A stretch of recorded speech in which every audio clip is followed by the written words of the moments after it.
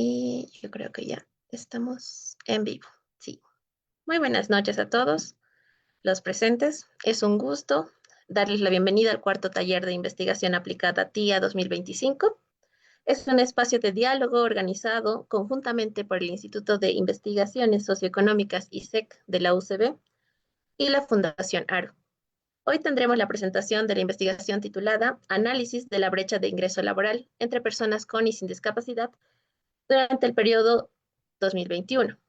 Para iniciar, voy a dar paso y la palabra al doctor Jean-Paul Benavides, investigador senior de LISEC, quien nos va a dar las palabras de apertura para este cuarto día. Doctor Benavides, tiene la palabra.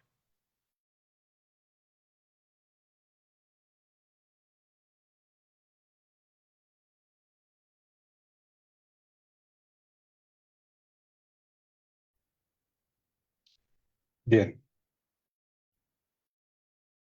bien. Entonces, es para un honor para la de investigaciones sociológicas.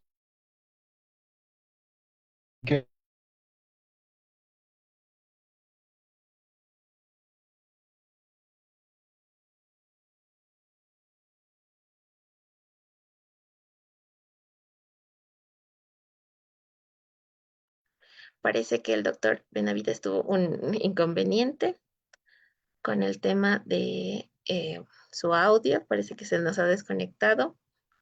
Yo creo que nos va a poder decir sus palabras al final de la cuestión. Para no retrasar demasiado este taller, yo creo que podemos ir empezando.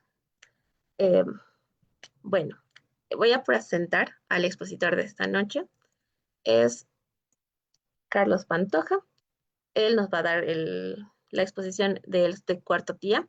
El licenciado Pantoja es licenciado en Economía por la Universidad Mayor de San Andrés. Actualmente cursa el diplomado en pronósticos macroeconómicos y financieros con Machine Learning en la UCB y cuenta con un diplomado en métodos cuantitativos aplicados al análisis económico de la UPB. Se desempeña como investigador junior en la Fundación ARU y sus principales áreas de interés son la desigualdad, pobreza y el desarrollo social. Estimado Carlos, te voy a dar la palabra. Ya, perfecto, perfecto, Laura. Bueno, buenas noches a todos. Eh, Bien, no sé, Laura, quizás creo que ya se volvió a conectar el ISEC, no sé si quizás con su audio Sí, puede comenzar. con tema de su audio todavía no lo veo conectado, pero Ah, ya. sí, sí, porque no le estoy mirando, no me está saliendo todavía el video. Ujú. Así que por mientras puedes ir tal vez dando un pantallazo de la investigación. Y en cuanto ya tengamos de vuelta al ISEC con audio, eh, perdón, doctor Benavides, ¿ya está acá? No lo escucho muy bien. No voy a hablar, ¿Sí? Ya. Entonces sí, por favor, pero no lo escucho muy bien, está bien entrecortado. Le quería dar paso para que dé las palabras de apertura. Sin embargo, no lo estoy escuchando muy bien.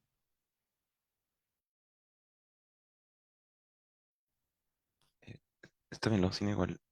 eh, Vamos a comenzar, si no, mientras tanto. Sí. entonces voy a ahorrarme. Ahí, ahí está. No, ahí está.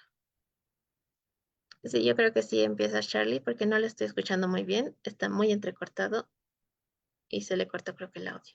Ya, perfecto. Entonces, ya comienzo con la exposición, ¿no? Ya, perfecto. Bueno, nuevamente, buenas noches a todos. Muchas gracias por su asistencia. Bien, voy a empezar a compartir pantalla. Bien, no sé si me pueden confirmar si se puede ver la presentación. Sí, ya se ve. Ya, buenísimo. Bien, entonces hoy les voy a exponer el paper que realicé el año pasado, titulado Brecha del ingreso laboral entre personas con y sin discapacidad. Bien, el contenido de esta exposición va a tener una primera parte que va a ser la motivación o introducción a todo este tema de las personas con discapacidad. Luego vamos a ver un marco conceptual y un poco de la revisión de la literatura, para luego pasar con los datos y la metodología y luego vamos a ver los resultados, ¿no?, del modelo econométrico. Y finalmente vamos a terminar con unas conclusiones y algunas recomendaciones de política, ¿no? Bien, entonces, primero partiendo por la motivación, tenemos que nuestro punto de partida va a ser el trabajo, ¿no? Y como saben, el trabajo tiene que ser un derecho y así no una obligación, ¿no? El trabajo es algo que al final va a dignificar al ser humano, entonces al final es un pilar fundamental dentro de su existencia. Entonces, en este sentido, el trabajo o el empleo no va a tener solamente un impacto económico, sino que también va a ser un factor determinante en las condiciones de vida y salud de las personas. Bien, hay un concepto que quisiera abordar, más que todo un enfoque que lo comento igual en el documento, que es acerca eh, de la tendencia que existe de considerar la empleabilidad desde una perspectiva individual, ¿no? Esto lo saco del documento de Agrede Montenegro en 2022, y esto está relacionado con que hay un enfoque individualista de la empleabilidad. Es decir, nosotros tendemos a responsabilizar al individuo de adquirir sus capacidades, de adquirir nuevas habilidades, y al final lo responsabilizamos de todo, ¿no? Sin embargo, en la realidad no se da este hecho, ¿no? No se da este hecho porque no hay una base de oportunidades iguales para todos, ¿no? No todos nacemos con las mismas condiciones, ya sean materiales, ya sean sociales, de cualquier carácter, ¿no? Entonces, eh, en ese sentido, debemos tener un enfoque heterogéneo de lo que es el mercado de trabajo, ¿no? No podemos caracterizar y pensar que todas las personas en el mercado de trabajo van a ser iguales. Entonces, es bien importante considerar esto, ¿no? Y hay un concepto igual relacionado a esto que es el capacismo, ¿no? Que eh, está un poco relacionado en que estamos en una sociedad donde se valora a la persona en base a lo que esa persona produce, ¿no? Entonces es un poco quizás algo reduccionista en este sentido, pero la persona solo va a valer en base a lo que está produciendo, ¿no? Es decir, no es una sociedad integradora, no es una sociedad, sino más bien que si no produces, no vas a valer nada. Entonces, está tal vez una sociedad más enfocada en generar ganancias, enfocada en producir más y más y más, y no tanto en integrar mm, a aquellos miembros que tal vez no están dentro de este mercado, ¿no? Entonces, tampoco es una sociedad enfocada sobre todo en la integración. Es como si tuviéramos, por así decirlo, una caja donde queremos meter a todas las personas y queremos que todas estas personas tengan el mismo nivel de productividad, y aquellas que no lleguen a este mismo nivel de productividad o mismo nivel de comportamiento, nosotros las vamos a excluir, ¿no? Y van a estar, por así decirlo, aisladas de todo de este sistema, ¿no? Que prioriza sobre todo la generación de capital, que tal vez, bueno, a costa, ¿no?, de una degradación del capital humano. Entonces, creo que es bien interesante considerar esto, ¿no?, del mercado heterogéneo y este concepto de capacismo en todo este trabajo, ¿no? Porque vamos a abordar un grupo que es, en algún sentido, tal vez, bueno, es considerado diferente, pero no por ello debe ser considerado, no por ello debe ser excluido del mercado, ¿no? Bien, entonces, luego pasando, bueno, a lo siguiente, ¿no? Como les mencionaba, que se debe partir, ¿no?, de una igualdad de oportunidades en todo el ámbito laboral, que va a constituir un derecho fundamental, ¿no?, que debe garantizar la dignidad y bienestar de todas las personas independientemente de sus capacidades. Esto lo saqué de un documento de ONU. Sin embargo, esto no se llega a cumplir, ¿no? Al final no hay una igualdad en oportunidades, y ese es un problema que debe tener una solución a futuro. Bien. Otro punto de partida es que tenemos una tasa de inactividad laboral para las personas con discapacidad bastante alta en nuestro país. Más adelante lo vamos a ver en las estadísticas. Y también tenemos tasas de participación laboral más bajas que las personas sin discapacidad. Entonces, acá ya podemos ver algunas brechas. en un estudio igual de Barroso en 2018, acá en Bolivia, revela que las personas con discapacidad tienen realmente mínimas posibilidades de conseguir un empleo, ¿no? Siendo un 8% menos probable que sean contactadas para un puesto de comparación con sus pares sin discapacidad. Bien. Y bueno, finalmente otro de los problemas es que este grupo de personas con discapacidad no tienen una vida, por así decirlo, normal o gastos corrientes normales, ¿no? Entre comillas, en el sentido de que muchos de ellos, dadas sus enfermedades, dadas sus dificultades, van a incurrir en gastos obligatorios. Estos gastos obligatorios pueden ser medicamentos, medicinas, consultas con los médicos continuas, que van a requerir un ingreso mucho mayor, ¿no? Esto no solo en el ámbito de la salud, sino también en el transporte y en otros, ¿no? O muchos otros más que van a aumentar la vulnerabilidad en estos grupos, ¿no? Bien, si bien existen leyes, ¿no? Respecto, hay un marco normativo que intenta integrar a todo este grupo de personas con discapacidad en el mercado laboral, todavía hay ciertas barreras invisibles, ¿no? Una de ellas es el estigma y la discriminación, que, bueno, en este caso está relacionado a, eh, bueno, muchas veces esta discriminación o estigma se da por el desconocimiento sobre las capacidades que se tiene de este grupo, ¿no? Y muchas veces, por este estigma que tenemos, llegamos a pensar que todas estas personas con discapacidad van a ser menos productivas. Entonces tendemos a cerrar las puertas a este grupo antes de que se abra. También, si bien la ley 223, que es la ley general para personas con discapacidad, que es una ley general que intenta insertar este grupo dentro del mercado, ya sea mediante algunos programas de inclusión social, eh, algunos programas de inamovilidad laboral o programas de adecuo de infraestructura o de medios y de transporte, todavía hay barreras físicas que todavía no se han logrado solventar, ¿no? Esto no solamente en los entornos laborales, sino también en los entornos educativos y en todos los entornos arquitectónicos de la ciudad, ¿no? Entonces, esto también son barreras que van a impedir su, su libre aprovechamiento o su ejercicio pleno de sus derechos de este grupo vulnerable. Otro de los problemas también es la falta de capacitación, ¿no? Y la educación y la capacitación que reciben estas personas a menudo no son lo suficientes y no están aptas para las demandas del mercado laboral.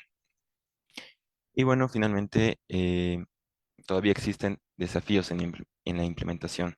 Existe la ley 977, que es una ley más específica en lo que es en el mercado laboral y su inserción de este grupo, donde si bien también plantean la inamovilidad laboral, también plantean un bono mensual para estas personas y también el famoso 4% de inserción de estas personas que, ojo, no son solamente las personas con discapacidad, sino todas aquellas personas que cuidan de una persona que tenga esta discapacidad, es del 4%, ¿no? En el sector público y en el sector privado es del 2%. Entonces, en todo este marco normativo, todavía hay desafíos en la implementación, ¿no? En la realidad vemos que en muchas organizaciones, trabajos, instituciones, no se llega a cumplir esta cuota mínima, ¿no? De inserción laboral. Y bueno, ¿no? Entonces, estos son muchos de los problemas. De hecho, estos son pocos de los muchos problemas que existen en cuanto a la inserción laboral de las personas con discapacidad, que, bueno, hay que tomar sobre todo mucha importancia para la realización de las políticas, ¿no? Bien, entonces, ahora pasando a lo que es ya el marco conceptual y la literatura, es bien importante definir lo que es la discapacidad, ¿no? Y tenemos que entender que la discapacidad ha sido un concepto que ha ido evolucionando a través del tiempo. Primero ha sido visto como un castigo divino o como una enfermedad, y incluso en algunas áreas tal vez más marginadas o áreas rurales todavía se lo sigue concibiendo de esta forma, ¿no? A la discapacidad. Pero en el transcurso de los años, este concepto ha ido reconociéndose más como un fenómeno social y un asunto de derechos humanos, ¿no?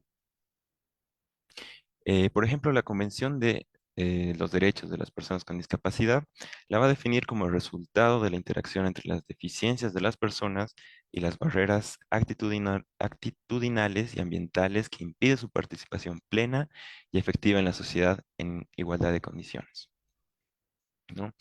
También el Banco Mundial aborda la discapacidad a través del lente de la inclusión social, buscando mejorar la habilidad, oportunidad y dignidad de los grupos en desventaja por su identidad, ¿no? Entonces, vemos cómo este concepto ha evolucionado de ser tal vez algo eh, en algún sentido malo, tal vez diferente, como un castigo, como una enfermedad, a ser algo que va a tener una relevancia de inclusión social, ¿no? Sobre todo para estas ONGs internacionales. Bien, en cuanto a la evidencia empírica previa que existe, tenemos varios autores que han tocado este tema de brechas laborales. El pionero es Baldwin y Johnson, que en 1994 en Estados Unidos haya las primeras evidencias acerca de las brechas salariales que existen entre personas con discapacidad y sin discapacidad, ¿no? En este caso, este autor usa un panel de datos y, bueno, aborda metodologías como la de Oaxaca. Más adelante, Deleire, en 2000 y 2001, intenta evaluar lo que era una política, en realidad una acta en Estados Unidos, que era sobre las personas con discapacidad. Y bueno, llega a la conclusión de que esta acta en realidad no ha mejorado los salarios, sino ni tampoco redujo la brecha, ¿no? Y todavía existe una persistencia de discriminación pese a esta acta. También más cercano a la región en Latinoamérica, encontramos en México la investigación de Scott y Manzano en 2015, una investigación que se asemeja mucho a la que hice yo, en la cual encontraron que las personas perdón, sí, que sin discapacidad ganaban 1.3 hasta 1.7 más que las personas con discapacidad, ¿no? Y también, como hicieron una investigación con la metodología de Oaxaca, encontraron que la discriminación o la parte no explicada eh, explicaba hasta un 83% de la brecha. Luego también, más cerca a Bolivia, en Chile, Escobar en el 2019 es una investigación donde encontró que las políticas de inclusión atenúan parcialmente los efectos negativos en ingresos, ¿no? Es decir, si bien ha habido un mejoramiento, este no ha sido muy significativo, ¿no? En cuanto a las brechas de ingresos. Y bueno, finalmente llegamos a las investigaciones en Bolivia, que si bien he encontrado bastante literatura al respecto, esta literatura está un poco más relacionada o tal vez con un enfoque más cualitativo. No he encontrado mucho en cuanto a un enfoque más cuantitativo. Más exploraban desde un enfoque filosófico, sociológico, psicológico, pero no tanto a nivel, por así decirlo, económico, cuantitativo, con datos estadísticos, ¿no? Eh, Uno de los que sí encontré fue de Chuquim en 2017, que es un estudio más estadístico, descriptivo, en el cual encontraba más que todo algunos hechos, ¿no? que destacan esta población, como puede ser la mayor pobreza, que existen desventajas en el empleo y en la educación, ¿no? Para todo este grupo.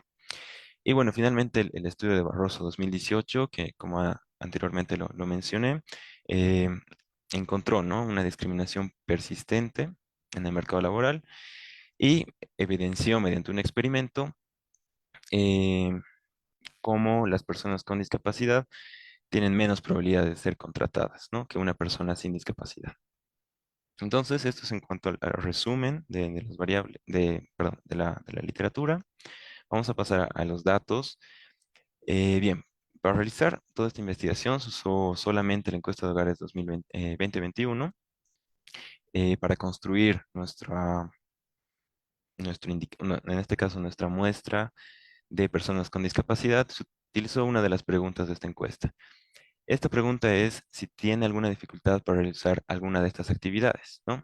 Eso se le pregunta a la persona en diferentes esferas, ¿no? Se le pregunta en la esfera primero de ver, de oír, la esfera de caminar o subir escaleras, la esfera de recordar o concentrarse, la esfera de cuidado personal y la esfera de comunicación, ¿no? Que vendrían a ser los tipos de dificultades que vendrían a tener las personas.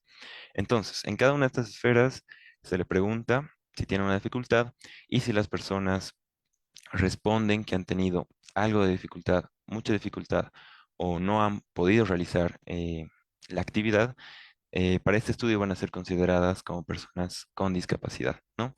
Existen otros criterios para definir este grupo. Por ejemplo, existe el criterio del grupo de Washington. eh, En este caso, el grupo de Washington no considera aquellas personas que reportan tener algo de dificultad, simplemente para construir su criterio de discapacidad utilizan mucha dificultad y no puede hacerlo para construir su grupo, ¿no? Sin embargo, para nuestro estudio fue un poco difícil tomar este criterio del grupo de Washington, sobre todo por la muestra, ya que es una muestra, se llega a ser una muestra muy reducida y en algunos casos los resultados no son enteramente significativos, ¿no?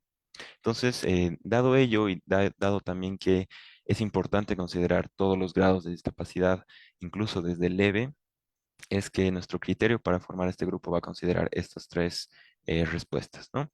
Bien, entonces, ya dicho eso, nuestra muestra para el año 2021 va a ser de 2.367 personas, que vendría a ser el 5,52% del total de, en este caso, de la población, ¿no? Encuestada. Bien, ahora vamos a pasar un poco con la estadística descriptiva. Si bien el estudio se centra solamente en el año 2021, quise un poco ampliar el horizonte y mostrar un poco cómo era el comportamiento para los años 2019, que sería un año prepandemia, y el 2023, ¿no? Que es el año más actual. Entonces, primero tenemos acá un gráfico que nos muestra la distribución del grado de discapacidad. Tenemos que, primero observamos una consistencia en lo que son los datos y vemos como el 80%, bueno, alrededor del 80%, reportaron tener algo de dificultad. Luego tenemos que más o menos entre el 10 y el 16% del 2019 al 2023, tenemos que las personas reportaron tener mucha dificultad y finalmente un porcentaje muy pequeño que sería que va del 3 al 8%, reportaron tener dificultades, o en este caso no realizar la actividad en dicha esfera, ¿no? Eh, bien, luego tenemos otra estadística que es el tipo de discapacidad, ¿no? En este caso podemos observar que tenemos el tipo de discapacidad visual, tipo de discapacidad audición, motora, cognitiva, autocuidado, comunicación y adaptación. Podemos observar cómo hay una mayor frecuencia en los tipos de discapacidad visual, motora y luego audición, ¿no? Pero acá hay algo interesante y es que aquellas discapacidades relacionadas sobre todo con algo físico son las más frecuentes, ¿no? Mientras que aquellas discapacidades tal vez relacionadas con algo no tan físico, en este caso como es la cognitiva, son menores, ¿no? Tienen una menor frecuencia. Y eh, esto puede derivar en algunos problemas, ¿no? En este caso, esto es algo preocupante porque aquellas discapacidades relacionadas con lo físico, podría decirse que tienen soluciones probablemente más directas o más rápidas. A lo que voy es que, por ejemplo, hay aquellos que tengan alguna discapacidad motora, eh, para su inserción en el mercado, se puede llegar a hacer algún tipo de construcciones, de escaleras, de rampas, entre otras cosas, ¿no? Sin embargo, en cuanto a otros tipos de discapacidad, como es la cognitiva, probablemente no hay soluciones tan directas y sea un grupo probablemente mucho más excluido y por tanto sea un grupo mucho más vulnerable, ¿no? Dentro de todas las personas con discapacidad. Entonces, bueno, como acá igual lo menciono un poco, ¿no? Las discapacidades sensoriales y motoras predominan, mientras que las cognitivas, adaptativas y de comunicación, que suelen tener mayores barreras, son menos frecuentes pero más vulnerables. Bien, otro de los datos importantes y interesantes que hay es el origen de la discapacidad, ¿no? Y en la encuesta también te pregunta cuál es el origen de esa dificultad que usted tiene en la esfera que tiene la dificultad. Entonces, aquí encontramos algo bien interesante, ¿no? Y es que bueno, más del 50% tiene como origen de discapacidad la edad avanzada, ¿no? Luego tenemos el nacimiento con un 16-17%, luego tenemos la enfermedad y bueno, finalmente tenemos algunos accidentes, ¿no? Que pueden ser tanto de tránsito como otros. Entonces, esto me llamó mucho la atención, ¿no? Y esto es bien interesante porque nos está hablando de que la discapacidad no es un hecho ajeno a nosotros, ¿no? No debemos verlo como algo totalmente diferente o algo que nunca nos va a ocurrir, porque como aquí lo vemos, es algo que es parte del ciclo vital, ¿no? Al final nosotros en algún momento de nuestra vida vamos a tener una discapacidad, ¿no? Y eso es lo que nos está diciendo este gráfico. Todos vamos a llegar a ser adultos en algún momento y ese, esa adultez va a llevar a que nosotros tengamos muchos problemas, ¿no? Ya no vamos a poder depender de nosotros mismos en muchos aspectos de la vida. Entonces, esto es bien interesante porque está bien relacionado con lo que es el envejecimiento, ¿no? Y sobre todo porque estamos encaminados en una tendencia a tener una sociedad mucho más vieja, ¿no? Una sociedad mucho más adulta, donde los problemas se van a ampliar mucho más acerca de este grupo, donde si bien ya en algún momento vamos a tener tantas personas adultas y vamos a tener menos personas en edades productivas, donde vamos a tener que sostener a todas estas personas, ¿no? Que al final si bien salen problemas, ya sea por lo que es las rentas, también van a salir problemas por lo que son enfermedades, problemas eh, de salud que tienen que atenderse, ¿no? Al final. Entonces, eso, ¿no? Al final, esto se me hizo un hecho bien interesante, que consideremos la discapacidad, que no es un problema ajeno, al final va a ser algo que tarde o temprano nos va a tocar. Bien. Luego tenemos otra estadística que es la inserción en el mercado laboral y para ello este pequeño gráfico nos va a mostrar lo que es cuánto de toda la muestra que tenemos de personas que reportaron tener dificultades están inscritos en lo que es el Sistema de Información para el Registro Único Nacional de Personas con Discapacidad, ¿no? Y como observamos en este gráfico, el 92% de toda nuestra muestra no está registrada en este sistema y por ende eh, va a ten- por ende, todas estas personas no van a recibir todos estos beneficios de inserción laboral y tampoco van a recibir el bono, ¿no? Entonces, este es otro de los problemas que encuentro importante y es que no se da en todo este aspecto fiscal, no se ha dado tanta relevancia, ¿no? Al final, apenas un 7.3% está registrado y va a recibir todos esos beneficios, pero de un total de población con discapacidad que no lo va a hacer, ¿no? De una mayoría que no lo va a hacer. Bien, acá tenemos algunos indicadores respecto al mercado laboral y, como les mencionaba, tenemos lo que es la tasa abierta de participación, donde encontramos las primeras brechas que observamos que tanto en el 2019, 21 y 23, las tasas de participación son mayores en las personas sin discapacidad que las personas con discapacidad, ¿no? Teniendo para el 2021 una tasa de participación mucho menor a la de personas sin discapacidad.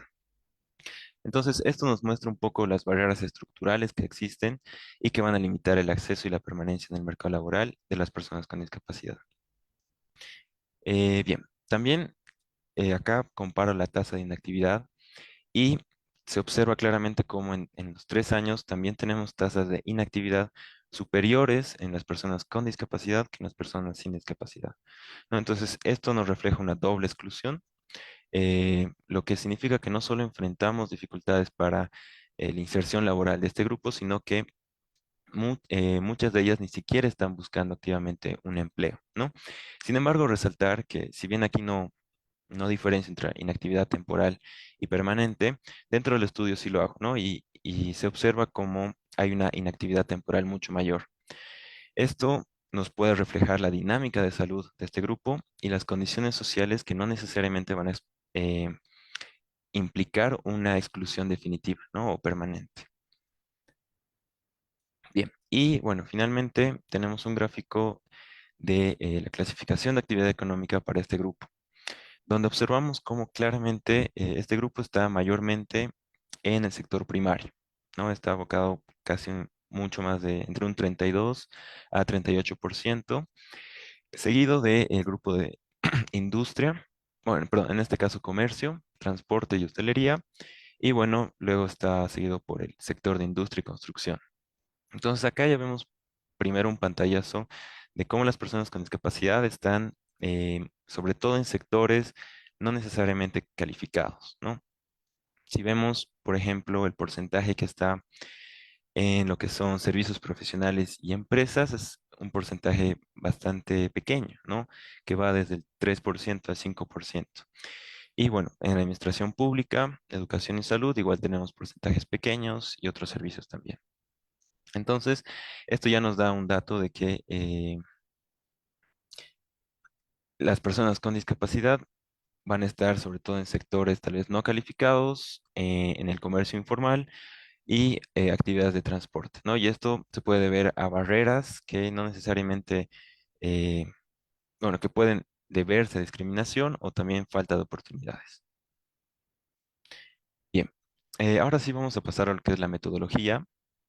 Eh, para, para el documento, lo que se hizo es, para evaluar estas brechas en lo que es el ingreso laboral, se utilizó dos enfoques, ¿no? Un enfoque que es un enfoque paramétrico en el cual vamos a usar la descomposición de Oaxaca Blinder y un enfoque no paramétrico en el cual usamos el emparejamiento de ñopo.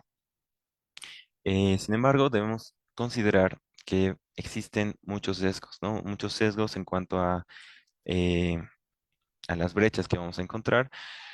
Una de las cuales destaco dos. Una de ellas es la selectividad ocupacional, es decir, en nuestro estudio no vamos a considerar a todas las personas que tengan un ingreso laboral, sino nos vamos a concentrar también en que sean, bueno, que estas personas con discapacidad trabajen en grupos que sean no calificados, ¿no? ¿Esto por qué? Porque esto nos puede llevar a que la brecha sea mucho más grande, ¿no? Sea, bueno, esté tal vez mal estimada debido a que si nosotros consideramos aquellos empleos más calificados, estos empleos más calificados tienden a tener ingresos mucho más grandes, ¿no? Muchos superiores, por así decirlo, y no tenemos muchas personas con discapacidad en estos empleos, por tanto, la brecha se puede ampliar mucho más, ¿no? Y puede sesgar de alguna forma el estudio. Es por ello que solo vamos a tomar empleos no calificados. Y bueno, también otro de los sesgos tiene que ver con la productividad no observada. Y es que eh, bueno, es bien complicado poder capturar esta variable dentro de estos grupos, ¿no? En el mercado laboral existen varios métodos, en la econometría, de hecho, ¿no? Como el método de Hedman, pero para este caso vamos a analizar, o en este caso vamos a dividir lo que es la población con discapacidad severa y la población con discapacidad no severa, ¿no? Más adelante lo voy a explicar un poquito más a detalle.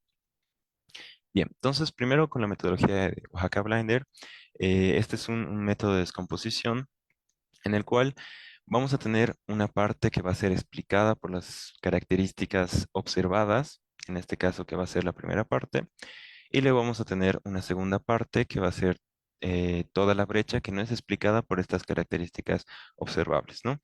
Esta parte no explicada tiende bueno, tiende en este caso a considerarse como una posible discriminación u otros factores no observados, ¿no? Sin embargo, es un poco peligroso definirla como tal, como la brecha de discriminación, porque esto puede estar influenciada tanto por las habilidades, ¿no? Que no se pueden medir, o también por todos aquellos factores que impiden, ¿no? O todas aquellas barreras que impiden la inserción laboral de este grupo. Y para ello, bueno, esta descomposición también es importante mencionar que es un modelo al final paramétrico que está basado en regresiones lineales. Luego de ello, vamos a ver lo que es el emparejamiento no paramétrico de ñopo, en el cual intentamos un poco eh, abordar estos sesgos comparando dos grupos que tengan, bueno, en este caso, un grupo de personas sin discapacidad y un grupo que tenga discapacidad con características similares, ¿no? Observables. Estas características observables que van a estar en ambos grupos y que van a ser iguales, van a ser la educación, la edad, la experiencia, el sector, la ocupación y la región, ¿no? En este caso el área. Y mediante este soporte común que vamos a tener en estos dos grupos, vamos a poder estimar las brechas un poco más, eh, bueno, como un poco menos de sesgo, ¿no? Por así decirlo. Entonces, esta metodología tiene algunas ventajas frente a la de Oaxaca Blinder. La primera de ellas es que no va a depender de supuestos paramétricos. Y la segunda es que va a separar las brechas atribuidas a la composición muestral entre comparable versus no comparable. Y bueno, acá mencionando los sesgos que ya mencioné antes, que es la selectividad ocupacional, que no todas las personas participan del mismo modo en el mercado laboral y muchas veces la participación puede estar condicionada por discapacidad y por otras variables no observadas, ¿no? Y bueno, también la productividad no observada, que muchas de las diferencias de los ingresos que encontremos se pueden deber a estas habilidades, capacidades o restricciones que no están medidas en la encuesta. Entonces, debemos tener mucho cuidado sobre todo en la interpretación de estas brechas y el uso robusto de estos métodos, ¿no? Bien, entonces, ya luego de la metodología vamos a pasar a lo que son los resultados. Y el primero de ellos, antes de pasar a lo que son como tal las brechas, eh, se me hizo importante hacer primero un OLS en este caso para ver qué variables determinaban el ingreso de las personas con discapacidad y sin discapacidad, ¿no? Y ver si existían diferencias significativas. En este caso, observamos cómo es la regresión, en este caso, donde tenemos la variable dependiente, que es el logaritmo del ingreso laboral por hora, y acá tenemos las variables explicativas, ¿no? En este caso tenemos la edad, que tenemos un coeficiente positivo, y bueno, la edad al cuadrado un coeficiente negativo, ¿no? Y esto un poco nos muestra la realidad, cómo es en el ciclo de la vida, cómo nuestro ingreso va subiendo a medida que nuestra edad va incrementando. Sin embargo, llegamos a un pico en el cual luego nuestro ingreso empieza a bajar, ¿no? Y eso es lo que nos está mostrando esta variable sobre edad al cuadrado, que nos muestra esa forma parabólica que va a tener la relación del ingreso y la edad.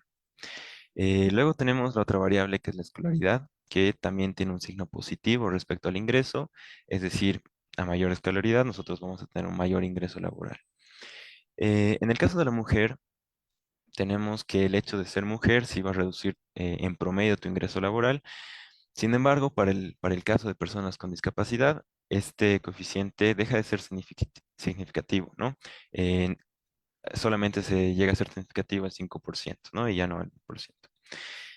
Y bueno, también tenemos la variable del área, en este caso el hecho de estar en un área rural, también tiene un signo negativo o una relación inversa respecto al ingreso laboral.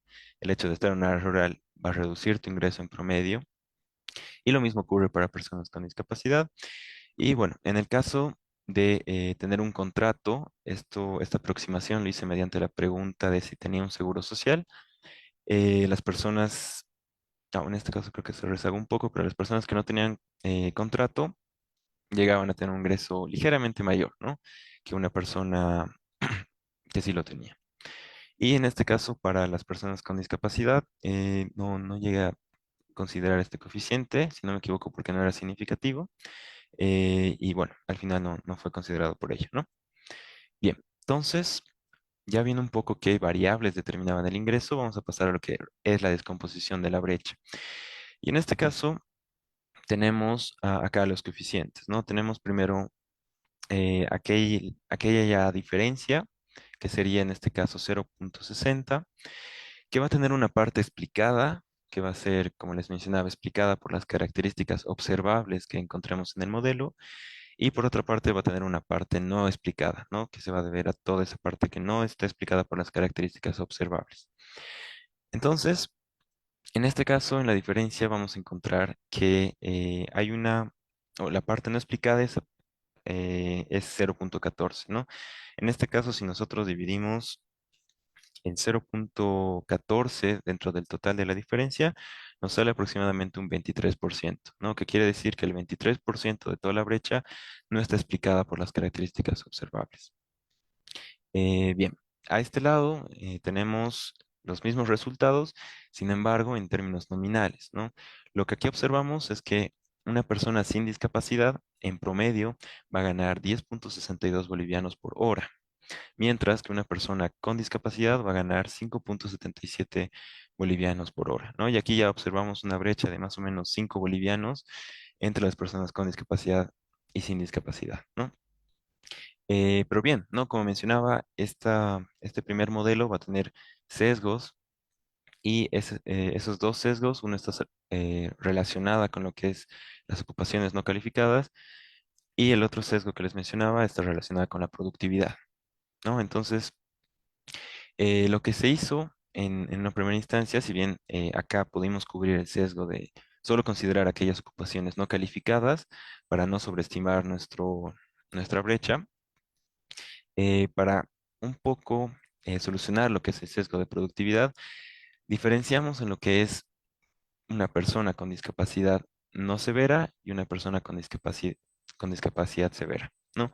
Entonces, ¿cuál es la hipótesis de que una persona con capacidad severa realmente va a tener una baja productividad respecto a una persona sin discapacidad, ¿no?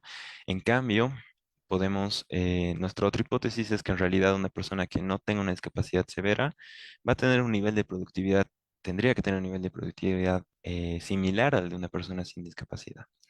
Pero, ¿qué encontramos acá? Acá tenemos las dos diferencias y en cuanto, bueno, cuando nosotros comparamos una persona sin discapacidad con una que tiene discapacidad no severa, vemos que hay una mayor proporción, en este caso, de diferencia explicada, ¿no? Que sería en este caso el 0,48 y una no explicada del 0,17. Pero ¿qué sucede cuando nosotros nos vamos y lo comparamos con una persona que tiene una discapacidad severa? En este caso observamos que la explicada se hace mucho mayor y la no explicada se hace incluso negativa, ¿no? Si bien estos resultados no llegan a ser significativos, es algo interesante que tal vez podamos tomar en cuenta, ¿no?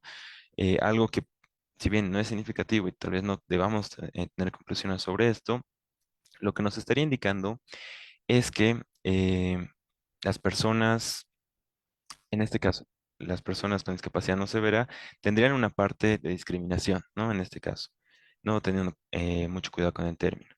Pero aquellas personas con mayor discapacidad severa, la brecha estaría explicada más por las variables observadas, ¿no? Más por sus características observadas en el tiempo, más que por un hecho discriminatorio, ¿no? Y esa es la diferencia que encontramos sobre todo en este modelo.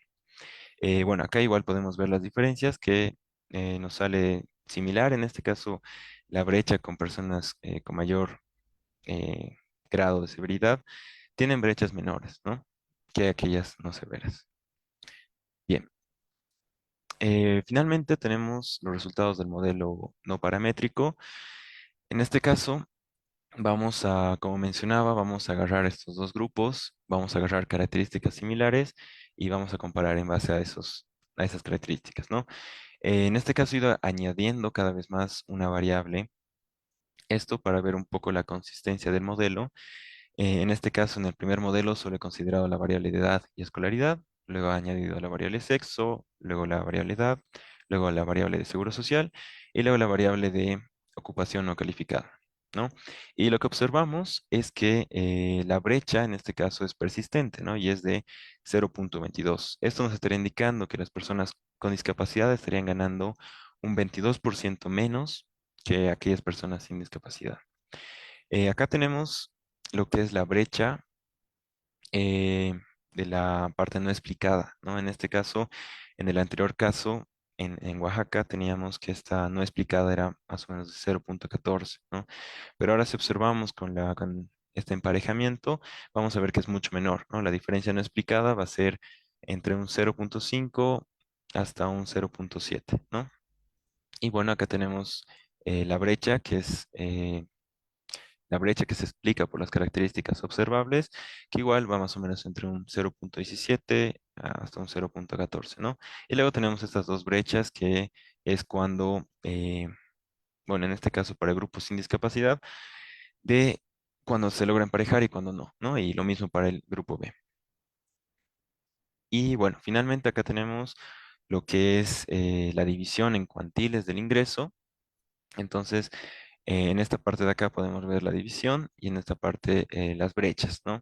Entonces, en este caso, esta línea más gruesa nos está mostrando la brecha entre estos dos grupos y podemos ver cómo en cuantiles más bajos, es decir, en aquellas personas que tengan ingresos laborales mucho más bajos, la brecha es mucho mayor, ¿no? Y mientras sus ingresos sean más altos, la brecha se va acortando un poco. Sin embargo, la brecha sigue siendo negativa en todo el periodo, ¿no? Si observamos la brecha que es por la parte no explicada, esta igual, ¿no? Se mantiene por debajo del cero en todos los cuantiles de ingreso y sin embargo sí es un poco menor, ¿no? Es un poco menor del total de la brecha explicada. Y bien, ¿no? Finalmente llegar a lo que son las conclusiones del estudio.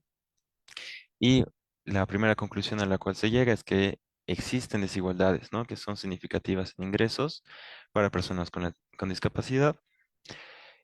También que existe una probable discriminación salarial.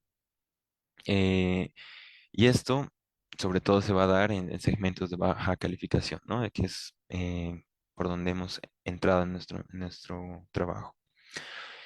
Y bueno, también encontramos que hay limitaciones de la legislación actual para cerrar estas brechas, es decir, las leyes probablemente no han llegado a cubrir, o en este caso, a solventar todos estos problemas de inclusión. Y bueno, y tampoco se captura la discriminación previa al ingreso del mercado laboral, ¿no?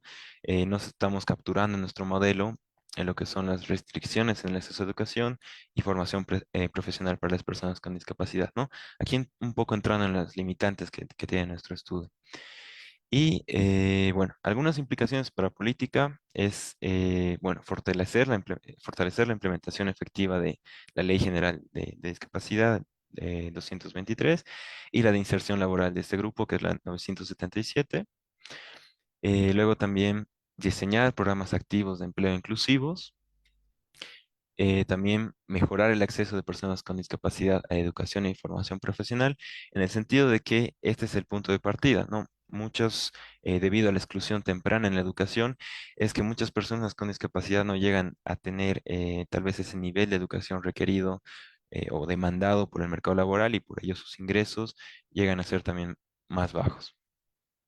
Y bueno, también otra implicación sería monitorear estas brechas salariales con evidencia periódica. Y bueno, otros desafíos persistentes sería que existe una enorme laguna todavía de información sobre estas barreras y desafíos específicos que enfrentan los subgrupos de personas con discapacidad, especialmente aquellas con discapacidades psicosociales e intelectuales, ¿no? Como mencionábamos, como estas son las discapacidades menos visibles, no por ello tienen que ser las que tengan que tener menor cuidado, ¿no? Si bien las discapacidades físicas tienen soluciones más directas, también hay que concentrarse en todas aquellas discapacidades que sean relacionadas tal vez con, bueno, relacionadas más con lo cognitivo, ¿no? Y también los registros oficiales a menudo subregistran a las personas con discapacidad, lo que puede excluirlas de programas y beneficios públicos, como veíamos un gráfico que veíamos del sistema, ¿no? Del Simproom PSD. Y también hay algunos problemas en cuanto al lenguaje estigmatizador en los instrumentos oficiales, como términos como de locura o retardo mental, que hay que tener mucho cuidado, ¿no? Porque de alguna manera esto puede distorsionar toda la recolección y sobre todo el autorreporte de las personas con discapacidad, ¿no? A menudo se pueden sentir mal quizás de reportar que tienen, ¿no? O por otro lado, todo lo contrario, ¿no? Quizás por el hecho de recibir el bono o tener ciertos beneficios, van a reportar que tienen alguna discapacidad, ¿no? Y bueno, finalmente esa fue toda la explicación del modelo. Simplemente agradecer por su atención y bueno, acá les dejo un QR que les va a llevar al GitHub donde se tiene todo el proyecto en Stata, ¿no? Cómo se elaboran los indicadores y demás. Eso sería todo. Muchas gracias por su atención. Ahora sí le dejamos con Laura. Muchas gracias, Carlos, por esa excelente exposición. Ahora daré paso a nuestro comentarista, el doctor Gustavo Canavire Bacarreza. El doctor Canavire Bacarreza es economista senior de pobreza y equidad en el Banco Mundial, con amplia experiencia en econometría aplicada, evaluación de impacto y economía laboral. Además, es miembro de la Academia Boliviana de Ciencias Económicas, investigador asociado en la Universidad Estatal de Georgia y profesor afiliado de la UPB. Cuenta con un doctorado y maestría en economía de Georgia State University y en el Institute for the World Economy y una licenciatura en la Universidad Católica Boliviana. Doctor Canavire tiene la palabra para sus comentarios. Gracias, Laura. Bueno, y gracias primero a Laura, a Fundación ARU.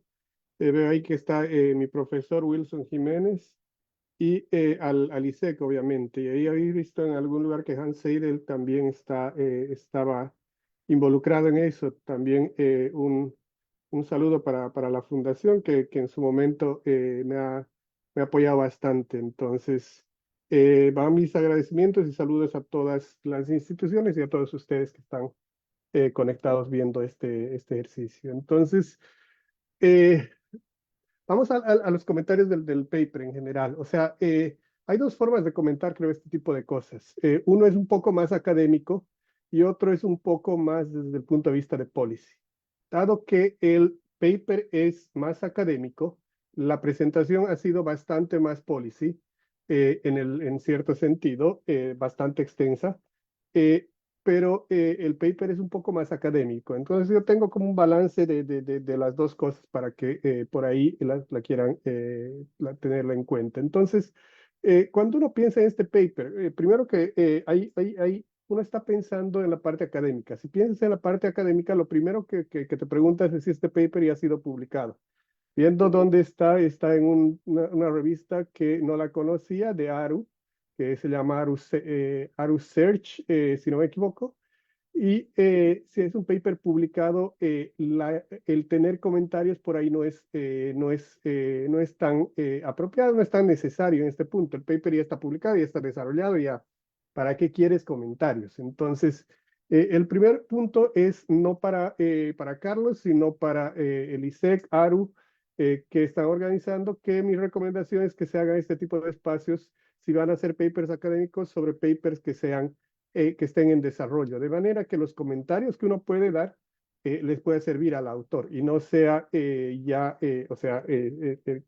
sin utilidad. Entonces, eso creo que es importante ponerlo de entrada porque ahí estos espacios son bastante más útiles de lo que son en este momento. Entonces, es un primer punto, ¿no? Los otros puntos tienen que ver con el paper en sí. El paper ya lo hemos visto en una presentación un poco larga, que en esencia lo que está haciendo es ver análisis de brechas salariales entre los discapacitados y no discapacitados. Pero el problema de esto es que a mí todavía no me queda bien claro dentro de la motivación del paper por qué es importante y por qué esto es importante en el contexto de Bolivia. Yo tenía un profesor cuando hacía el doctorado que me decía, el paper, si estás haciendo un paper académico que es el de este tipo de análisis, lo que tienes que pensar es por qué a alguien que está en China le iría a interesar este tema. ¿Por qué a alguien que está en China le interesaría el tema de Bolivia, digamos?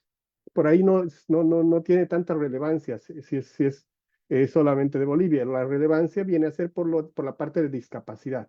Entonces, el aporte cuando uno está haciendo estos papers tiene que venir no solo por el lado de pensar en el tema enfocado a Bolivia, sino el tema en sí y el avance de la literatura que puedas hacer. En el paper tiene un foco en ocupaciones un poco no calificadas para tratar de tener un poco el sesgo. La verdad yo tengo un poco de dudas de eso y los métodos que utilizan los que decía, el Oaxaca Blinder y la descomposición de Hugo Ñopo y en realidad los resultados son bastante alineados con lo que se encuentra en la literatura. En algún punto en el paper se sugiere que la parte no explicada es discriminación es algo que sí, pero no. Porque hay muchos no observables ahí que entran, que se los carga como discriminación. Hace 10, 15, 20 años eso todavía era más creíble.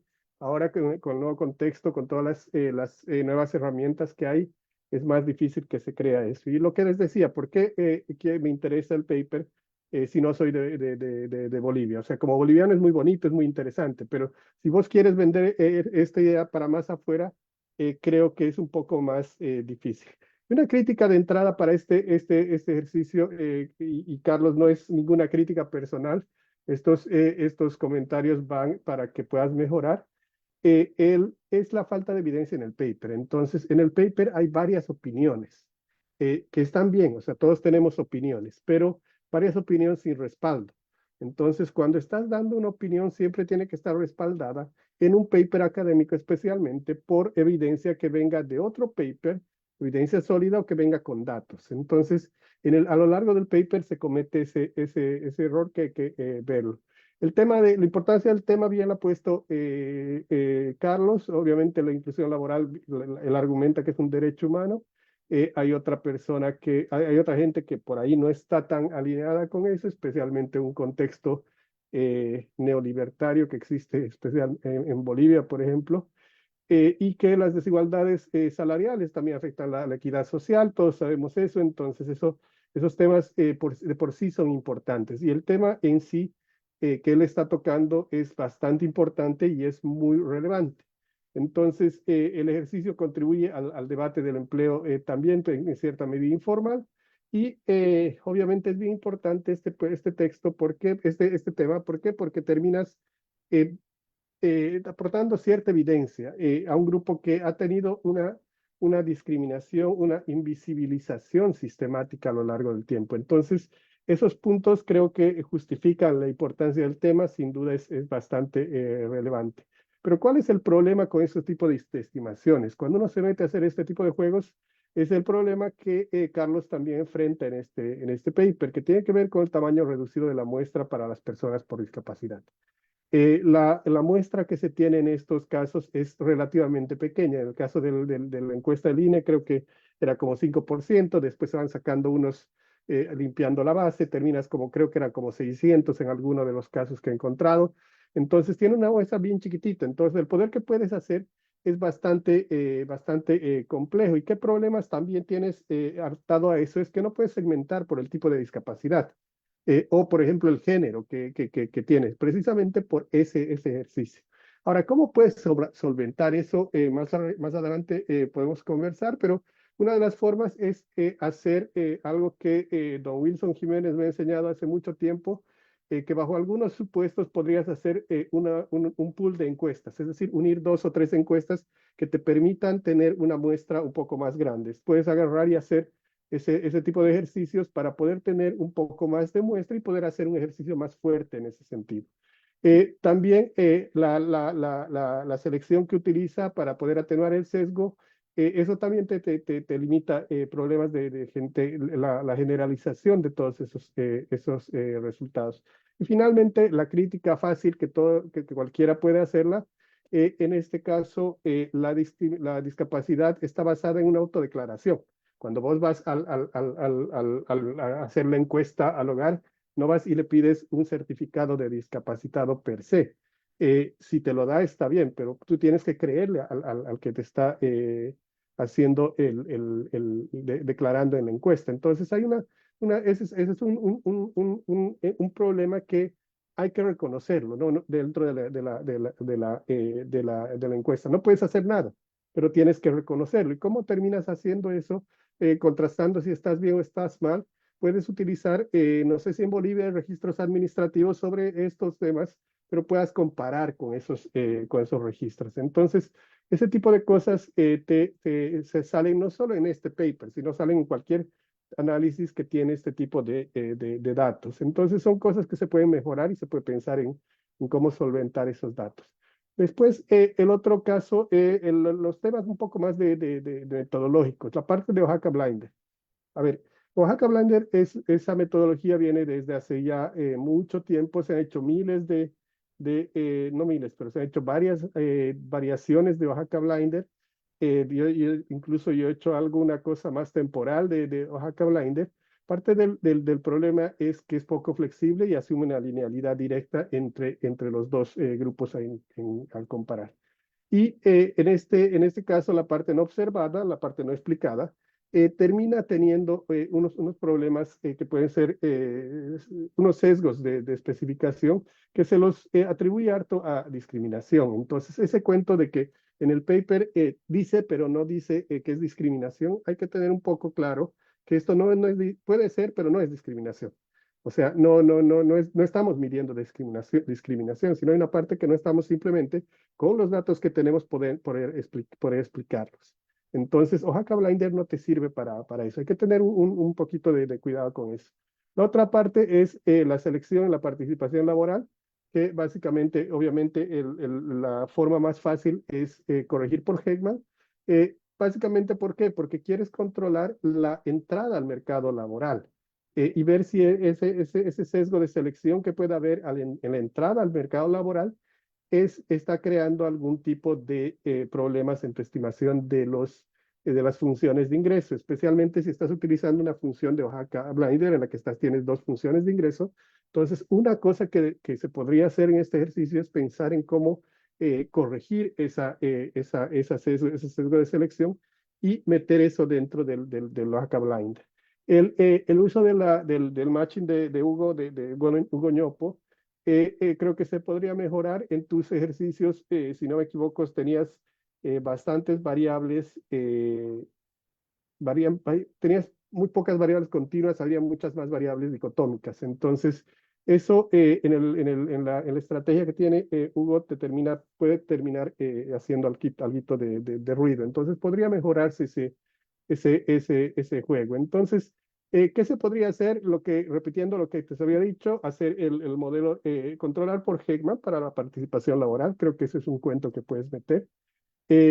Utilizar regresiones cuantílicas para ver esa brecha de la distribución de ingresos, para ver si la brecha se mantiene o no a lo largo de la distribución de ingresos. Y eso va atado a el uso de RIF, de descomposiciones de RIF, que justo el hermano de Laura, Fernando Ríos Ávila, ha hecho bastante de ese tipo de trabajos. Hay ADU files que te permiten hacer la parte de Oaxaca metida dentro de una descomposición de intercuantílica. Entonces, creo que esa parte es una cosa que puedes explotar para poder tener un paper más sólido. Hay una parte de heterocelasticidad que creo que no he visto que la puedas corregir, pero vale la pena tener en cuenta. Y otra parte que puede ser más divertida para mí es pensar en cómo puedo hacer este ejercicio más atractivo. Y la parte más atractiva y más policy relevant, que tenga más relevancia de política. ¿Cómo hago esto? Cuando uno dice discapacidad y estás encontrando una brecha gruesa entre los discapacitados, no discapacitados, y ya estoy en el gobierno y me dices eso, te digo, súper, muy bien. Pero ¿de qué me sirve eso? ¿Qué acciones tengo que hacer con eso?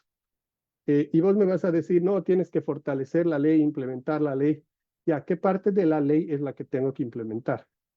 Entonces, ¿qué es lo que pasa? Cuando estás pensando en este tipo de ejercicios, tienes que pensar un poco en qué de esto puede ser aplicable, puede ser usable por el policymaker.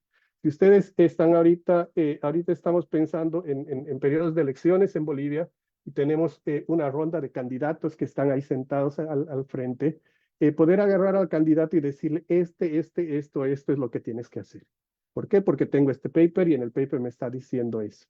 Entonces, por ahí no puedes decir todo un menú de opciones, pero al menos uno. Entonces, tratar de centrarse en ese tipo de cosas. Entonces, estamos viendo en brechas salariales, ¿qué es lo que vamos a tratar de pensar? ¿Dónde está? Con variables, con interacciones, por ahí podrías capturar a quiénes les está pegando más, a las mujeres discapacitadas, y están esas en el área urbana o en el área rural, tratar de entender un poco, no quedarse solo en el grueso que estás haciendo.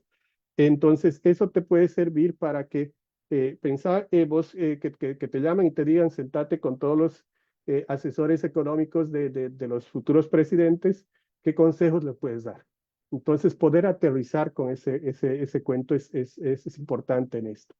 Lo que les decía, aumentar la muestra haciendo pooling de años, que podrías aumentar el poder estadístico para poder hacer estos ejercicios. Hay que tener un poco de cuidado en eso, pero es posible jugar un poco para poder tener algo de heterogeneidad por el tipo de discapacidad. Tú mismo lo decías, no es lo mismo la persona que tiene discapacidad que sea física versus una persona que no tenga, que tenga una discapacidad no física. Entonces, esa heterogeneidad es la que al final al policymaker le sirve, porque hay dos razones por las que haces investigación, en mi opinión.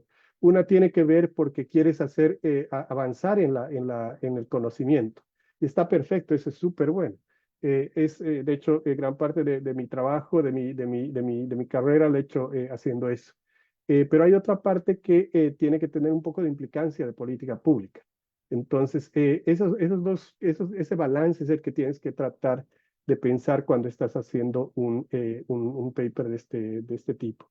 Entonces, la heterogeneidad de discapacidad creo que te serviría bastante para poder hacer el ejercicio. Otros temas que uno piensa en este lado, cuando estaba leyendo el paper decía la ley 223, sí, 223, y el decreto es un decreto supremo. Entonces me he puesto a buscar la ley y el decreto porque me ha parecido bastante interesante. Entonces, la ley 223 tiene un montón de cosas buenas. O sea, si tú te lees la ley, parece que tiene un montón de cosas buenas. El problema de eso es la ley, las cosas buenas se han implementado y estas han servido o no han servido. Entonces, puedes tener muchas críticas a la ley, no estoy diciendo que sea perfecta ni nada de eso, pero tiene varias cosas buenas que está dentro del documento. El problema es que no sabemos si la ley ha servido o no ha servido.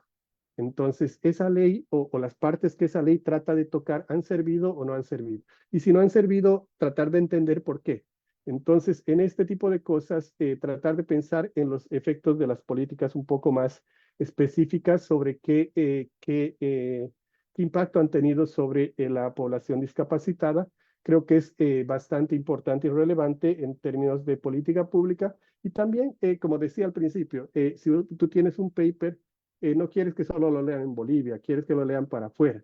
Entonces, si yo puedo hacer un paper que diga que esta parte de la ley ha funcionado, entonces tal vez una persona que está en China va a agarrar y no le interesa tanto Bolivia, pero sí le interesa el diseño de la ley para poder implementarlo en China. Entonces, ese tipo de cosas es importante que las tengas en cuenta. La transversalidad de género, de etnicidad y discapacidad, creo que toda esa transversalidad es importante. Una de las cosas que se me venía a la cabeza sería lindo tener acceso a datos más longitudinales, tipo registros administrativos, para poder ver qué tanta inclusión tienen las personas con discapacidad dentro de educación, salud y empleo. Y antes de la última, tenía otro par de cosas. Yo otra vez sugeriría, Carlos, entiendo que no has querido utilizar las sugerencias del grupo de Washington, básicamente porque puede ser que no haya suficiente muestra. Tú decías porque no ha salido significativo. El tener resultados que no son significativos también son útiles. Es muy importante poder mostrar bajo qué contextos esto no está funcionando. Si es problema de muestra, perfecto, hagamos un pool y veamos qué sale. Pero el tiro es que yo no justificaría o, como te digo, descartaría esos resultados si fuera solo por eso. Entonces, no creo que valga la pena excluir ese concepto, dado que es un concepto que es aceptado en varios lugares y ha sido bastante pensado y digerido por varias gente que es experta en eso. Y dos puntos más sobre tu presentación ahora. Obviamente tú eres bien jovencito, pero vale la pena que tengas en cuenta algunas de estas cosas. Primero, el Banco Mundial, la ONU no son ONGs, son organismos multilaterales y te he referido a estas ONGs, no son ONGs, sino son organismos multilaterales. No es algo que tenga relevo, que sea demasiado importante, pero sí vale la pena entender la diferenciación de instituciones. Y la última cosa, un resultado que a mí me parece sorprendente, que lo has mostrado ahora y que vos podrías explotar o cualquier otro podría explotar. En el gráfico que mostrabas de 3 años de discapacidad, mostrabas 19, 2020 y 2021.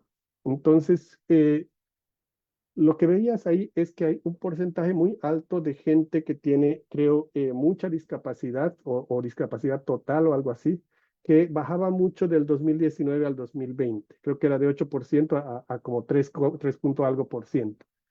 ¿Qué es lo que ha pasado ahí? Porque ese mismo dato, uno pensaría, bueno, la pandemia ha registrado mal el INE o lo que sea, pero el 2021 se repite ese 3%. Entonces, es un error de muestra del 2019, es un error de tomar mal, o qué ha pasado durante todo ese periodo, porque me llama la atención y uno puede comenzar a especular varias cosas que puedan haber pasado, y una de ellas podría ser que ha habido, tenga alguna correlación con la pandemia, que no la hemos visto, que nadie que al menos no he escuchado que haya tenido que ver la pandemia con algún tipo de discapacidad. Entonces, ese gráfico que mostrabas en tu presentación a mí me ha llamado la atención porque creo que da para gente que esté metida en estos temas, explorar un poco más. Si es un problema de muestra, bueno, el INE ha tenido el 2019 cualquier cosa y puede ser un error, no sé. Pero si no es un problema de muestra y es un dato factual, es un dato muy interesante, muy, muy interesante que podría ser explotado. Entonces, eso creo que es importante que tengas en cuenta. Y dos cosas para terminar, perdón por alargarme, pero la primera es eh, tú, eh, tú, el lenguaje que se utiliza a lo largo del paper.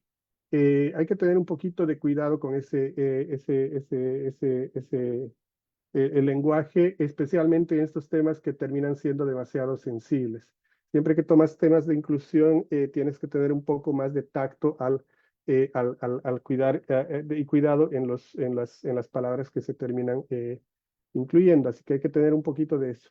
Y ya una sugerencia para ARU y SEC, la academia también en Bolivia que se tiene y en general para todos.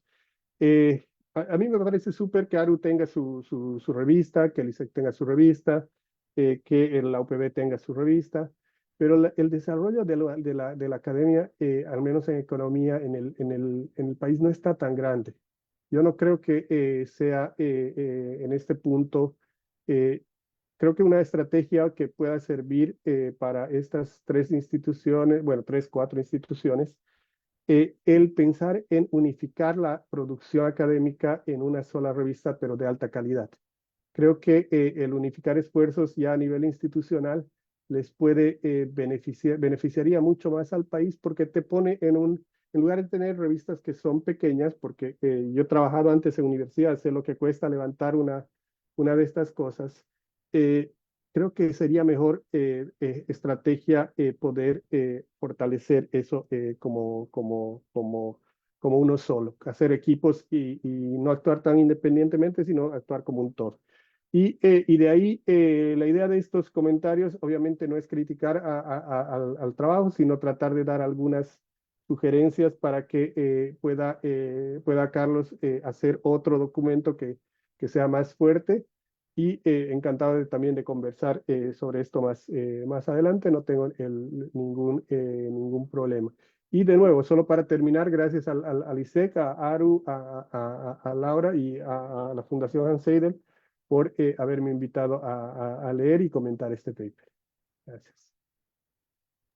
Muchas gracias, Gustavo. Muchas gracias también a Carlos por las valiosas contribuciones. Ahora vamos a abrir un espacio para preguntas. De hecho, teníamos algunos comentarios que voy a leerlos a continuación aquí en la sala de Zoom, que son diría que son para Carlos, pero igual podrían participar contigo, Gustavo, si tienes algo que contribuir. Bueno, dice Ludwig Torres, muy buenas noches, agradecidos por la presentación brindada. Sobre la misma, solicitar al autor me pueda brindar su mirada sobre la siguiente consulta. ¿Cómo afecta la caracterización de las personas con discapacidad al tratar su cuantificación por preguntas declaradas y no por un reporte médico? Consideremos que la literatura especializada advierte de la necesidad de caracterizar a las personas con discapacidad en tipo y grado con una evaluación especializada, como lo hace el CIPRUM PCD, encontrando a las encuestas de hogares como un proceso estadístico inapropiado para caracterizarlas. El claro indicio de ello se lo presentó al inicio de la ponencia, donde se indicó que el 92% de las personas indica que no está registrada en el sistema. Empecemos con eso, Carlos. Súper. Bueno, muchas gracias, Ludwig. Qué bueno verte acá. Bien, sí, realmente creo que esto de el autorreporte, ¿no? De las personas con discapacidad es un tema bien delicado. Sí, lo he considerado, incluso en el documento, sí está citado a Church y Nestel en 1984, que sí un poco mencionaba este tema, ¿no? De que la persona que se autorreporta con discapacidad probablemente en la encuesta esté sobre representada, ¿no? A lo que realmente, a las personas que realmente tengan una discapacidad o estén en los registros administrativos de algún sistema de información de salud, estén de hecho registrados como tal, ¿no? Entonces, sí, o sea, creo que eso es bien importante en la investigación porque llega a, bueno, en mi consideración llega a agrupar demasiado a todo este grupo con discapacidad, ¿no? En el sentido de que tal vez no vemos directamente los efectos de las personas con discapacidad que realmente tienen, entonces tal vez sí lleguen de alguna otra, algunos sesgos, ¿no? De varios lugares y tal vez eso pueda hacer que tal vez el modelo no sea lo más robusto posible, pero sí, o sea, realmente creo que es una consideración bien importante. Tal vez voy a buscar cómo podría hacer una intersección, ¿no? Entre lo que es los autorreportes y lo que son los registros administrativos. Eh, Creo que no, realmente sí me he cerrado mucho en lo que es la encuesta de hogares, pero sí, o sea, creo que se afecta en gran medida un poco, ¿no? Las estimaciones y las brechas. Eh, Después, bueno, igual, un poco resaltando esta parte, también el informante, en este caso, cuando uno hace una encuesta o cuando realiza la encuesta, ni siquiera se la realiza a todos los miembros, ¿no? Se la realiza a un informante del hogar que de igual forma puede estar su respuesta de alguna manera sesgada, ¿no? Entonces son algunas consideraciones que cuando usamos la base tenemos que tomar en cuenta, ¿no? Es bien importante. Pero eso, ¿no? Realmente gracias por su comentario. Creo que, como decía bien Gustavo, tal vez hubiera sido bueno tener estos comentarios antes. Sin embargo, como bien también he hecho la presentación ahora y he podido agregar todos estos datos del 19 y el 23, considero que sí, o sea, realmente ese paper no se va a quedar ahí. Yo creo que podría ser otro. Realmente hay muchos enfoques en los cuales eh, se puede sacar, muchos enfoques de los cuales se puede sacar este paper.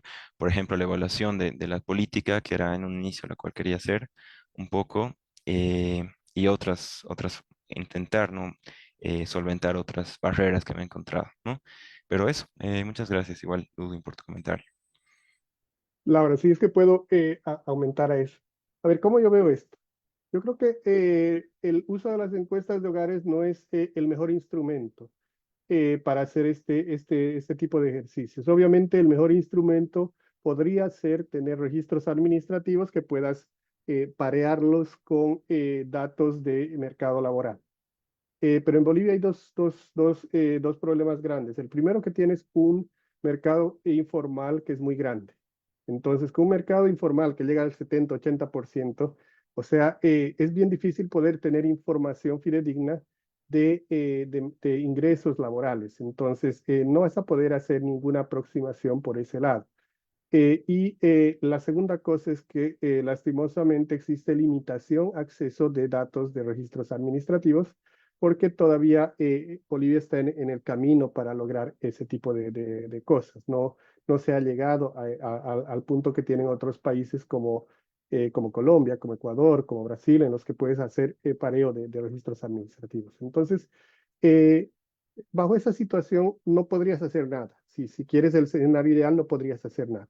Entonces, lo que hace Carlos creo que es un second, third o o fourth best, pero es lo mejor que puedes hacer con este ejercicio. Y si uno piensa más o menos en los datos que Carlos nos mostraba, esto puede verse como un lower bound. Es decir, puede haber una subdeclaración. Me animo a pensar que puede haber más que una sobredeclaración, una subdeclaración de personas discapacitadas en la encuesta. Entonces, al tener una subdeclaración, lo que terminas encontrando podría ser con un margen bajo, menor o lower bound, no sé cómo traducir, pero la parte menor de la brecha. Entonces, eso se puede atar a que estamos encontrando que es lo mínimo de brecha que hay. La brecha es más grande, pero al menos hay esto. Y si esta brecha que es, digamos, la parte más bajita es grande, ya es para llamar la atención y para trabajar. Entonces, como yo veo esto, las encuestas tienen sus limitaciones en este tipo de cosas, pero no tienes otra mejor fuente. Y al no tener otra mejor fuente, tienes que tratar de interpretar qué es lo que estamos encontrando. Entonces, en mi opinión, creo que esto puede estar explicando un lower bound más que otro tipo de cosas. Súper, muchas gracias. Ahora también tenemos otro comentario de Mauricio Rojas que suma al comentario anterior y que dice que la observación, es decir, utilizar la encuesta de hogares en sí misma tiene grandes limitaciones en comparación con la literatura científica. A esto sumar el hecho de que, a denuncia de varias organizaciones y asociaciones de personas con discapacidad, las evaluaciones del CIPRUM-PCD han tendido a reducir el grado de discapacidad utilizando criterios cuestionables no alineados a recomendaciones internacionales, lo que ha impedido que varias personas con discapacidad no reciban el bono de discapacidad. Esto incluso ha limitado la renovación del carnet de discapacidad y no motiva el registro formal. Como es un comentario, voy a leer el siguiente, que también es de Ludwig, que dice, considerar para la cuantificación del número de personas con discapacidad la posibilidad de un sesgo de selección, lo que pondría en duda las estimaciones presentadas. Ahí ya es una crítica, un poquito más con Carlos. Y luego tenemos de Luciana Fuentes dos comentarios que dice, lastimosamente, al momento de realizar o aplicar la encuesta del INE, las preguntas y las respuestas son muy subjetivas. Es necesario un análisis desde la plataforma de Motoméndez y el sistema Simpruk PSD. Lastimosamente, el Ministerio de Trabajo no cuenta con un sistema de seguimiento y acompañamiento a la empresa sobre la inclusión laboral. También nos comenta que la ley 977 tiene un artículo que hace referencia a que el único ente que genera la inserción laboral es solo a través del ministerio, lo que implica que otras instituciones de cooperación, fundaciones, etcétera, no pueden apoyar o hacer la inserción laboral, ya que estaría catalogado como trata y tráfico de personas. Es también un punto que ella sugiere analizar. ¿Tienen algún comentario de estos? Adelante. Carlos, ¿tienes algo o quieres que...? No, dale, adelante, Gustavo. Creo que querías hablar. No, está bien, solo dos cositas. O sea, las preguntas de las encuestas no tienden a ser subjetivas. Las respuestas pueden ser un poco más subjetivas. Las preguntas no. Las preguntas son bastante directas. ¿Tiene discapacidad, sí o no?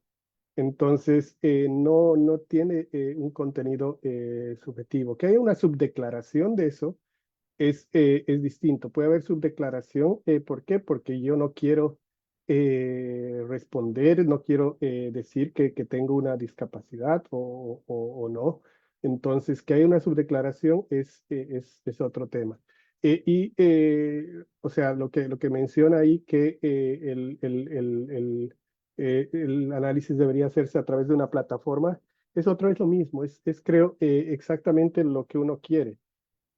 Lo que creo que vale la pena es poder hacer ese ejercicio de unir registros administrativos. Ojalá el gobierno llegue a eso para poder tener un análisis un poco más profundo.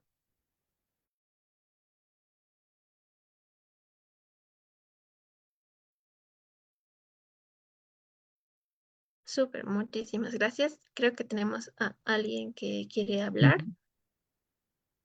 Sí, sí, Adelante. sí, soy Wilson Jiménez. Un saludo también a Gustavo y también felicitar al autor y a los que auspician este evento. No, muy puntual sobre las encuestas de hogares, ¿no? Es cierto, el INE, hay que aprovechar esta encuesta que hizo en 2021, no la continuó.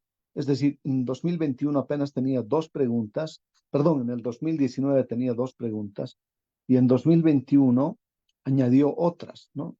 En principio solo tenía esta que decía si tiene dificultad y era obviamente alguna autoevaluación en ver, oír, caminar, aprender, etcétera. Entonces, y además le preguntaba si estaba registrado efectivamente en el CIPRUN PSD. Pero además de eso, añadió otras el 2021 que permite quizás tener solo un perfil, ¿no? Un perfil de las personas con alguna característica, por ejemplo, el origen de esa condición. Si dice que es nacimiento, si es enfermedad adquirida, un accidente de trabajo, por ejemplo, ¿no? Entonces, quizás vale la pena como recomendación también no solamente vincular a mercados laborales o a las funcionalidades de trabajo, es decir, la capacidad de trabajo que tienen las personas con discapacidad, sino también tener un buen perfil desde el lado de la autoevaluación. Si vamos a los registros, tener buenos registros en Bolivia es ciencia ficción por ahora, ¿no? Entonces, quizás las encuestas, y no solo esta, ¿no? La encuesta de la ETSA de 2023, creo, también añadió algunas, pero no profundizó tampoco en este tema. Sin embargo, está vinculado más hacia el registro, más hacia la atención de salud, más hacia otro tipo de derechos también, pero la encuesta de hogares del 21 es la única que por lo menos aborda o permite, no tiene potencialidades de abordar diversas situaciones de discapacidad, que le llamaríamos en realidad esto, ¿no? Dificultades, ¿no? Dificultades en los funcionamientos, en las capacidades, con su inserción laboral, con su derecho al trabajo, si quieren, en un entorno que también acabas de decir, Gustavo, es un entorno informal de mercado laboral, sin protección, ni los no discapacitados o los que tienen dificultades, igual sentimos ese desplazamiento de los empleos quizás formales, pero por lo menos nos permite abordar, hacer preguntas, ¿no? Hacerle preguntas y ir modulando hasta dónde nos puede responder una encuesta de hogares que puede ser primero, no especializada en el tema, apenas hay un módulo y solamente en este año. No podemos hacer el pool, excepto en 2 preguntas, como lo ha hecho, creo, Carlos. Y ahí también vemos algunas cositas ya, ¿no? Por ejemplo, el aumento de las dificultades mentales, que puede ser un poco, eventualmente, digamos, más, tomar conciencia de aquello, o puede ser simplemente un error de medición. Pero incluso eso son buenas preguntas para plantearnos, ya sea en una encuesta especializada, en un registro que en serio, digamos, que pueda abordar este tema. Pero hoy por hoy la magnitud de este tema está en debate, ¿no? Y como dice también Gustavo, en esta etapa electoral, sin duda tiene que tener por lo menos algún grado de respuesta. Y yo considero que este paper apenas como un inicio, digamos, una provocación para entrar en este tema. Gracias. Gracias. De hecho, Gracias, Laura. gracias, profe. Lo que yo pensaría por ahí para Aru, Isaac y Carlos mismo, el tema no tiene registros administrativos y lo que dice Wilson es ciencia ficción. Yo no creo que sea tan ciencia ficción, es más voluntad para poder dar el paso para avanzar en esa línea.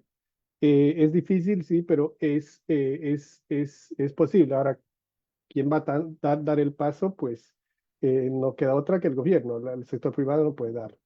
Pero dentro de este contexto de elecciones, tal vez tanto ARU como el ISEC, usando este tipo de ejercicios que tienen, podría preparar algunas notas que compartan con los que están preparando los planes de gobierno, con los candidatos, en un periodo electoral para que al menos tengan ellos algo de guía de guía en base a evidencia, porque muchas veces las cosas se salen de ideas, pero el mostrar evidencia fuerte, esto que decía Wilson, que ha subido las personas que tienen discapacidad mental. Entonces, ese tipo de ejercicios creo que vale la pena en este punto creo que sería relevante el tener que la gente que está de candidatos y especialmente los equipos que están preparando tengan este tipo de insumos para poder plantear propuestas y que este tema, que creo que es demasiado importante,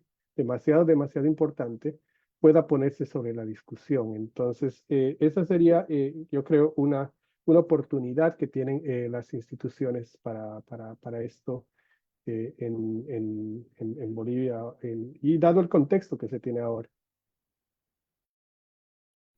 Muchísimas gracias, Gustavo. Luciana, tienes la palabra. Muchas gracias, buenas noches a todos y todas. Bueno, creo que este tema de hablar de la inserción laboral y creo que se podría ir un poco más allá a analizar si realmente es una inclusión laboral que debería implicar ciertos criterios de análisis también sobre temas de tanto de empresas públicas como empresas privadas y si estos pocos porcentajes de inserción se han tomado en cuenta estos ajustes razonables, temas de accesibilidad, cuáles son las condiciones en las que las personas que actualmente están trabajando en un empleo formal, en qué condiciones lo están haciendo, ¿no? Creo que lo que mencionaba hace un momento a uno de los comentarios, no hay un seguimiento sobre una real inclusión laboral que implica todas estas características lastimosamente. Hay muchos tutores que están siendo incluidos laboralmente eh, a las empresas privadas y públicas. Y creo que ese es otro punto a también analizar, ¿no? Y también el preguntarnos por qué hay esta brecha de personas con y sin discapacidad. Considero que no se ha hecho ninguna promoción sobre formaciones técnicas de las personas con discapacidad, realmente el nivel de lectoescritura, los pocos datos que el Simplum PCD nos puede dar, los porcentajes es mínimo de personas con discapacidad que sepan leer, que sepan escribir, que hayan sido formados, escolarizados, incluso que hayan logrado entrar a la universidad, que eso posteriormente nos permite generar oportunidades de trabajo. Y por otro lado, este otro grupo poblacional que es bastante amplio, que es personas que se dedican a generar unidades productivas o emprendimientos no formales, ¿no? Entonces creo que son como que dos campos de análisis sobre esta brecha que existe al día de hoy. Gracias. Gracias a ti, estimada Luciana. No sé si tienen algún comentario antes de darle paso a Carlos Benavides del ISEC.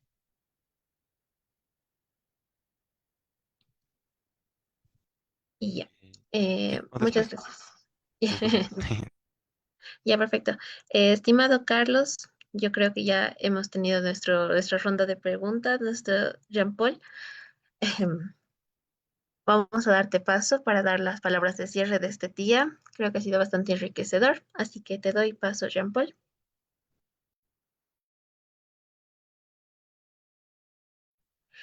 Estás silenciado, estimado Jean-Paul. Ahora sí. Sí, ahora sí, ¿verdad? Ahora está bien. Ok. Entonces, muchas gracias por esta presentación. He aprendido mucho y sobre todo también de los comentarios.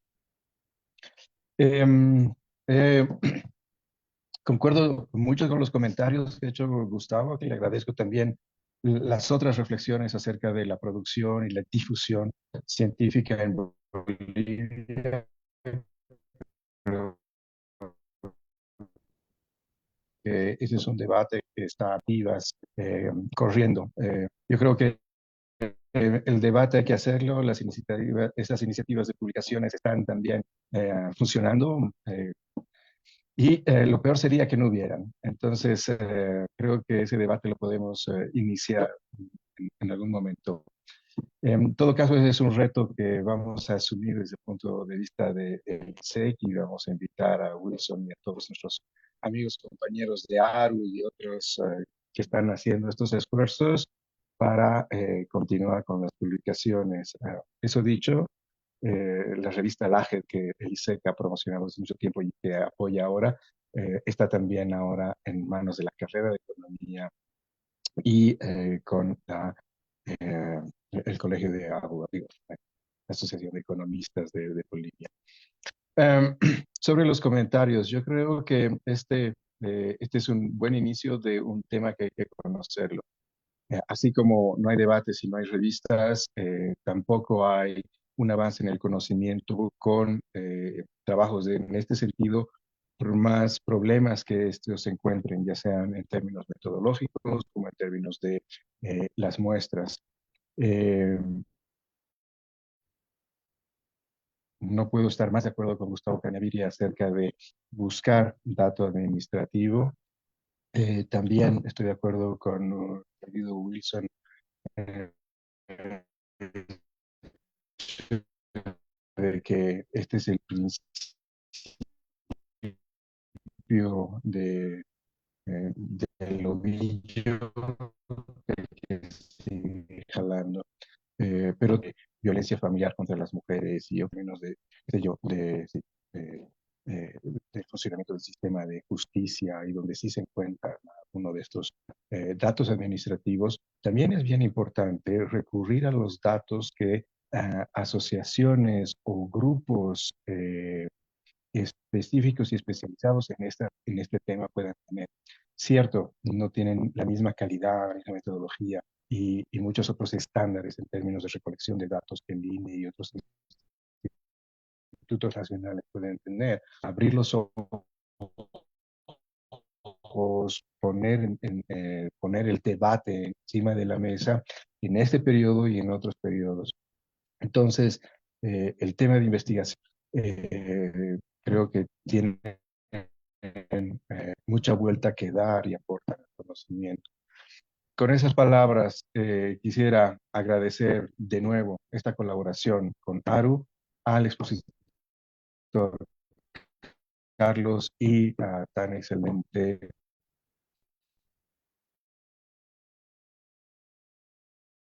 eh, comentador, Gustavo, al cierre del día. Gracias.